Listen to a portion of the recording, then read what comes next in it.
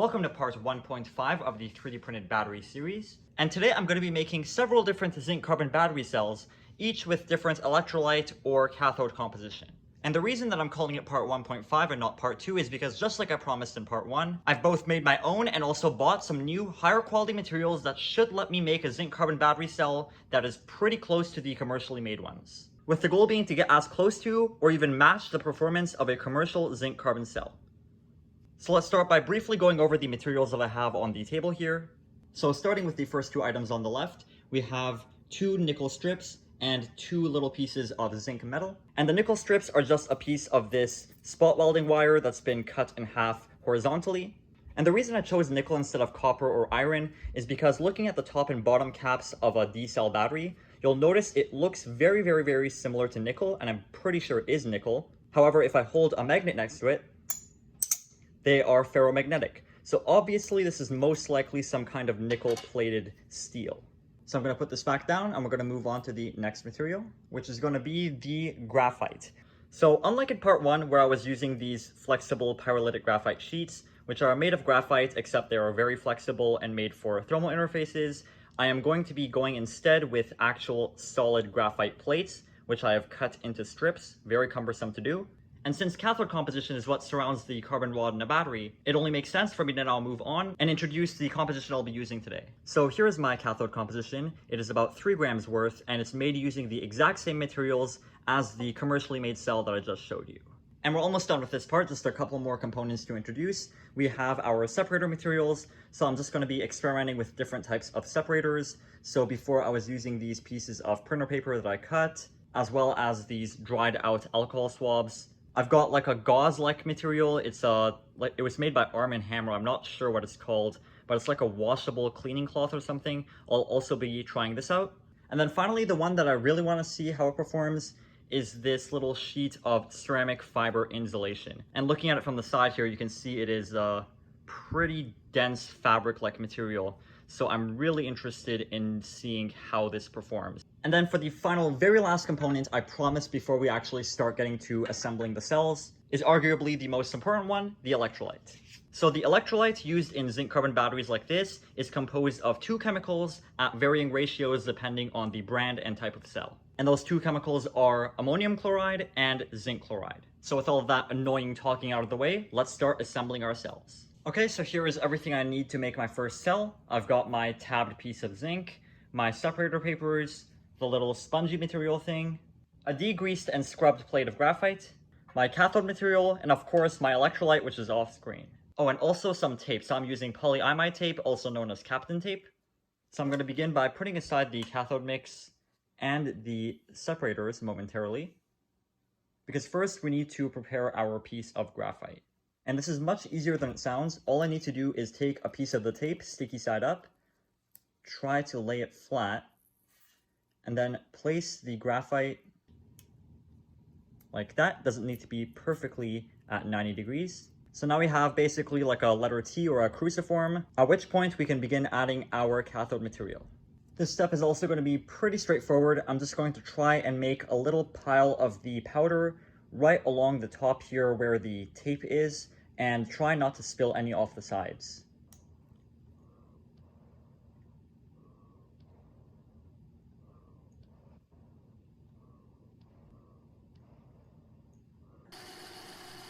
Okay, so there's now a little pile on there of the material. So now I'm going to use this little piece of plastic card to evenly spread it out so that we don't have it be the shape of a mountain, basically.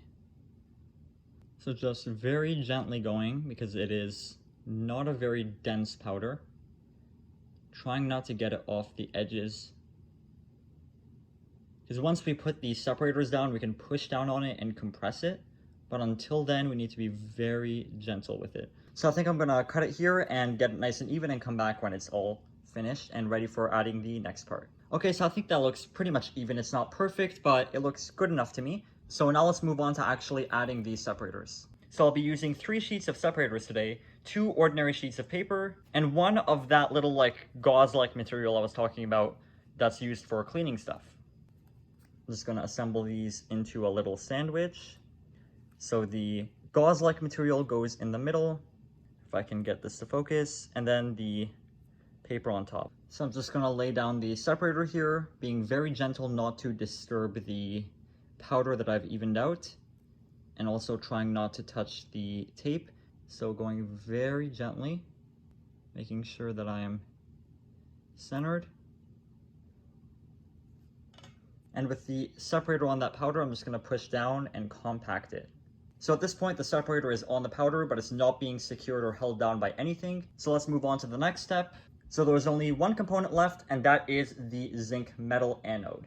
So I'm going to be placing this side down and like this, opposite to the graphite. So the nickel tab is going to be coming out on this side.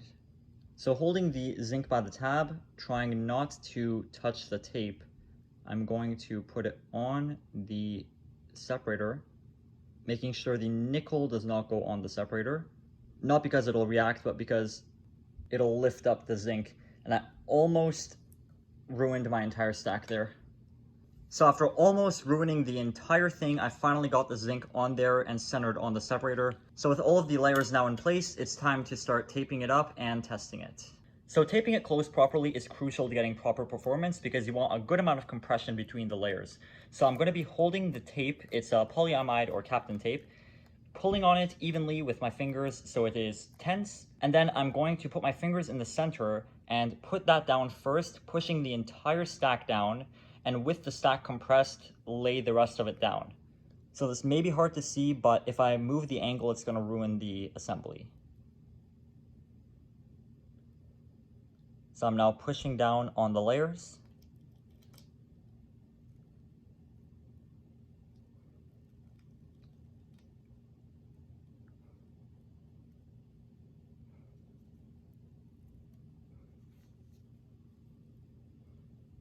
And just like that, our first layer of tape is on, but we still haven't secured everything from moving out of its place. So for the second piece of tape now, I'm going to be putting it like this to hold the zinc in place and also to go around and seal the edges to prevent the powder from spilling out. So starting there.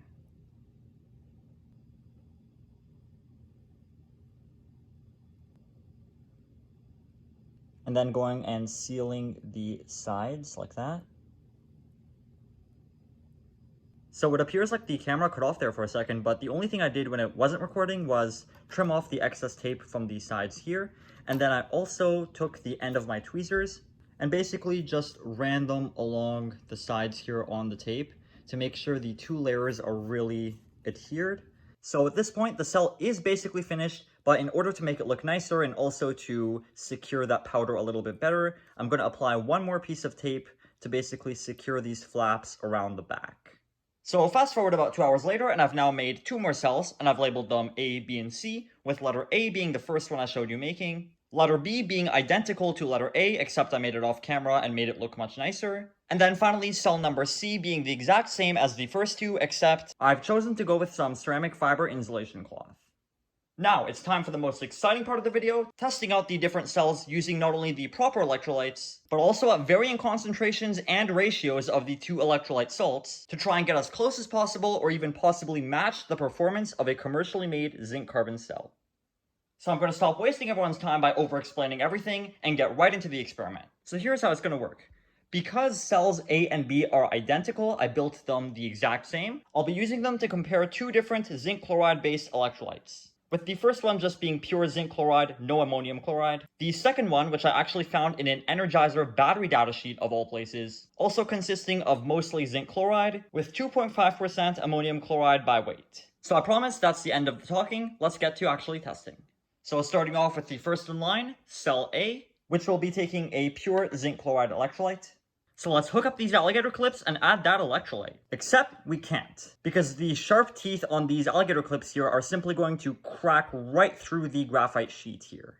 Now, for those who have watched my first video on the 3D printed battery, you may have remembered we had the same problem, which I solved by using these little terminal things. They're basically little spring-loaded clamps that I used to clamp onto the zinc, and then I also put like a copper shim under the flexible graphite, which I also put another clamp on. And these things are really handy for so many things. They really are, but there's only two problems. The first one is I'm out of them. I'm finished, I only have these two left, and that's obviously not going to be enough to test out all of my cells at once. And secondly, these are quite expensive connectors. Each individual connector costs around 49 cents. So I decided to solve my own problem by making my very own connectors at a fraction of the price. And by going with this method, we have gone from a connector that costs 49 cents per unit down to one that costs only 0.06 cents per unit. So let's put it to the test and get that cell running. Connecting it to our graphite electrode here should be as simple as just sliding it on, like that.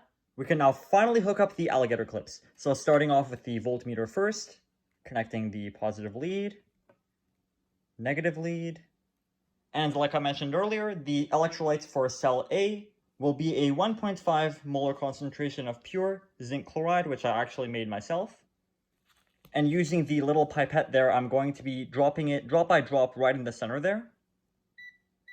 Okay, so keep your eye on that screen, and I'm going to start dropping the electrolyte drop by drop. In 3, 2, 1.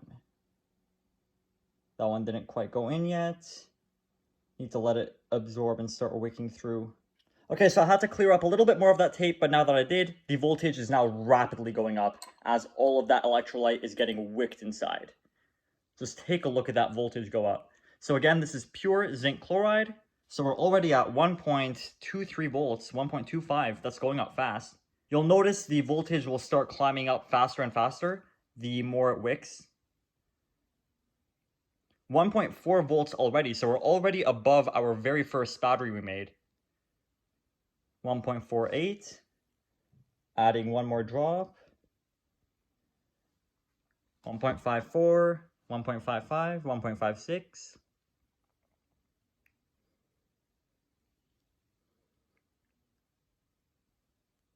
1.6 volts.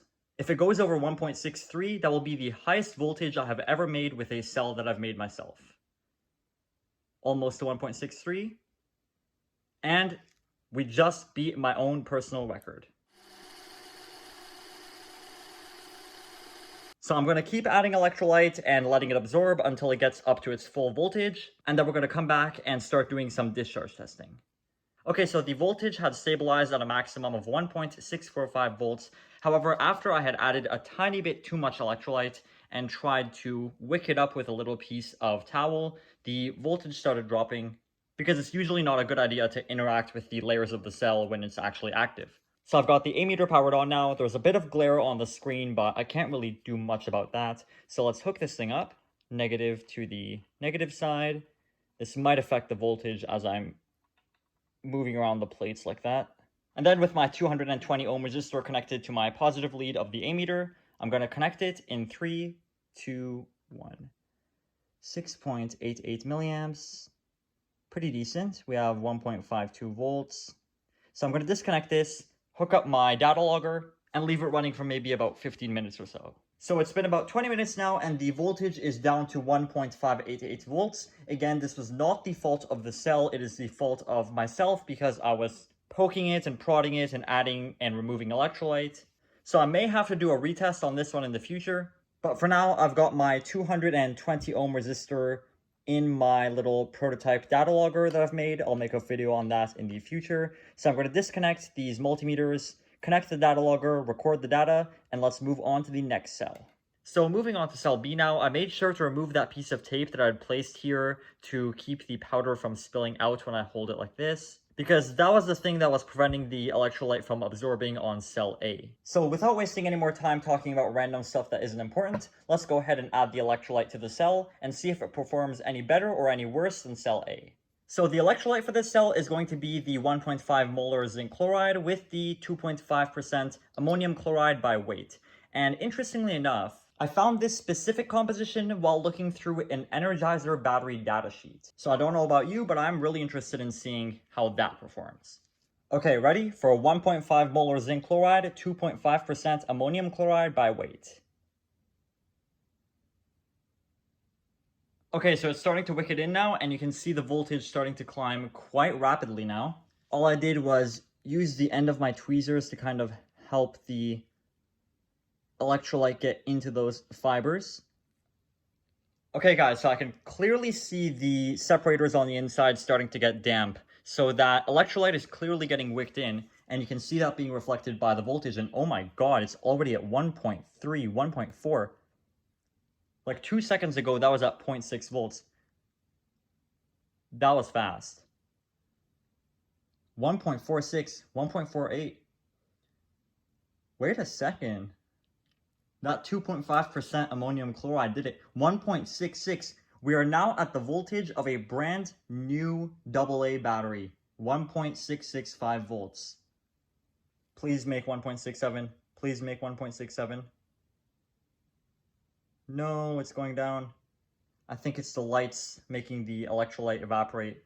Okay, so I'm back to the multimeter for measuring the current, because with my data logger, while it is accurate, if it's below like 10 milliamps, it's not super accurate, it's off by a few milliamps. And I want it to be as precise as possible, so I'm just going to use this. And again, with a 180 ohm resistor, let's see what we get. Just going to use a second alligator clip to clamp on this resistor. 7.7 milliamps, can't really see that. There's a really bad glare on here. 7.7 milliamps. Now, given the relatively low current, the voltage is dropping rather quickly, but that is to be expected, to be honest, given the super tiny amount of cathode material we have inside of that cell. And another thing is that discharging it like this directly after adding the electrolyte and not letting it completely soak the inside is usually not the best idea for performance, because I noticed that after I had left them for maybe 3-4 days in a little plastic bag, when I went to do a little discharge test on them again, they were giving pretty good amounts of current. I don't want to spoil it, but I was very surprised. So 180 ohms seems to be doing good.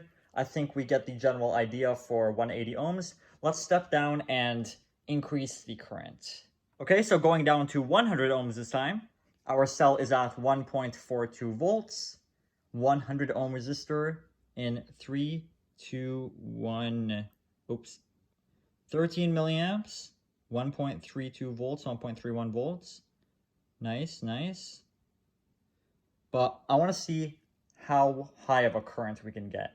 So let's drop that resistance all the way down, because it's obviously working with the higher resistances. Let's see if we can go over 100 milliamps. Okay, so I got myself a 10 ohm resistor here because I couldn't find my 2 ohm ones. And I'm not trying to kill the battery, so I'm just going to do a very quick tap on the terminal to see what current spike we get. Because if we get over 100 milliamps, that'll be amazing. 10 ohms in 3, 2, 1. 80 milliamps, okay, okay. Let me see if I can go find my 2 ohm ones. Okay guys, so I actually found it, my 2.2 ohm resistors. So now let's see how much current we can get. This better give over 100 milliamps. If this manages to get over 100 milliamps, I bet that Energizer bunny would be really proud. So in 3, 2, 1. 150 milliamps. Excuse me? That Energizer bunny is really happy right now. I need to do that again. Did I see that right? Holy... Guys, I think we actually made a real battery. Like a real battery. Let me hold it on for 5 seconds. Let's see what happens. 1, 2, 3, 4, 5. So our current is really high, but and that resistor is getting warm. Wow. So what I was saying is that the current is really high, but the voltage drops very drastically when you draw that much current from it. So obviously that cell is not made to handle that much, but the fact that it could even make that was really impressive. And you know what? This video is meant to be fun. I can do the boring research stuff for making the graphs later on my own time. So let's just do a full discharge with the 2 ohms. Let's see for how long we can pull that current from this. So I'm going to take my other alligator clip and clamp on this 2 ohm resistor, because that is the point of this channel. Okay, so in 3, 2, 1. Look at that. Look at that beautiful current there. Our voltage is garbage, but the first cell I made could barely go over 40 milliamps for a second. Now look at this. Next goal, making a bigger battery, scaling up the 3D print. I want to get an amp. Okay, maybe that's a bit too much. 500 milliamps. Now we're at 0.2 volts, so I'm going to disconnect it. So obviously Energizer and Duracell were not lying when they said that the zinc chloride electrolyte is optimal for heavy drain applications, because given the tiny size of this cell, that is very impressive performance. Now that we're back up to 1.22 after like 40 seconds of letting it rest, let me do a quick tap and let's see if we can still go over 100 milliamps. What was that? 70, I think that was 72 spike. Yeah, 70. So we're not going over 100 anymore. Obviously, what I'm doing here is like the equivalent of taking those little button cells and like powering a DC motor off of it. The amount of current I'm pulling from this tiny cell, not physically, but given the amount of active material in it, is way too much. And now finally, for the third cell on the list, cell C, the one that I made using the ceramic fiber separator. So again, starting off by connecting the voltmeter first. So connecting the negative for the voltmeter. So let's now go ahead and add our electrolyte. And if you recall, cell C was to receive the 3-to-1 ratio ammonium chloride to zinc chloride. And this is actually the electrolyte I've had the most success with. So I'm going to add 3 drops in 3, 2, 1. Look at that voltmeter. Not going to add too much. Just like last time, I'm going to use my tweezers and like get it on that material, because it's not wicking it in. Once those fibers get damp, then the voltage really starts climbing. Look at that, look at that. Watch that. Now that's what I call quality. So last time I used this electrolyte, I got about 1.63 volts out of it. So let's see what we get here. So I'm going to leave this for maybe, I'm going to leave it for a bit longer, 15 minutes, and then come back, because I want to give it time to soak the entire way through. So it's about 8 minutes later now, and it seems like, just like the time before, it's settled right around 1.63 volts. So now let's do some discharge tests and see how that ceramic fiber separator performs. So let's begin once again with a 220 ohm resistor. 220 ohms in 3, 2, 1. Is that a 1 or a 7? That's under a milliamp. That's pathetic. Ceramic fiber is obviously not a good separator then, because I know it's not the electrolyte. Let's touch the actual... Yeah, this is horrible performance. So the ceramic fiber is functioning terribly as a separator material. Look at this. The voltage is there, but it cannot give current. Guess that makes sense. I guess there was a reason why separators are made of cellulose and not ceramic. Look at that. As soon as I try to touch a 220 ohm resistor to it, drops to 0.2 volts, under a milliamp of current. Trash. This is garbage performance. Actual garbage. Okay, so that's trash. No point in testing that anymore. So right before getting to the end of the video, let's check up again on our first 2 cells, check the voltage, and then do a short circuit test to see which out of these 2 is the true winner, because obviously cell C with the ceramic fiber was garbage. I'm just going to simply attach one of my connectors here, and let's see what we've got in terms of voltage. That's our negative. About 1.3 volts, and that's out of focus. About 1.3 volts. And then on cell B, which is my favorite, the one with the Energizer-inspired electrolyte, connecting our positive lead. 1.355 volts. So now let's do a 75 ohm discharge for like 5 seconds on each, and then a short circuit to finish them off. Cell A is now hooked up, doing a 75 ohm discharge test. And we're getting around 10 milliamps, 10.5, 10.2. Voltage isn't doing too good. So I would say that this cell is pretty close to dead, if not already dead. Now let's move on to cell B. And cell B is now hooked up and ready to go with 75 ohms also in 3, 2, 1. And we got a spike of 15 volts on that one. Voltage is staying higher, 12 milliamps. So this one is performing better than cell A. So obviously that 2.5% ammonium chloride by weight is making a pretty noticeable difference. So after all that abuse we put this cell through, it is pretty close to dead. You can see it's 0.8 volts, 10 milliamps. So let's just short both of these out, and I'll do a quick little outro for the video, and that'll be it for today. Okay, so shorting cell A in 3, 2, 1. And we got an overload. That's a good sign. Switching over, shorting cell A, take 2. That was kind of underwhelming. Overload just for that. 50 milliamps, 120 millivolts. Yeah, that's dead. Okay, cell A is dead. Okay, short-circuiting cell B in 3, 2, 1. And once again, we got pretty close to 50 milliamps. So both these cells are pretty close to dead, but cell B is less dead.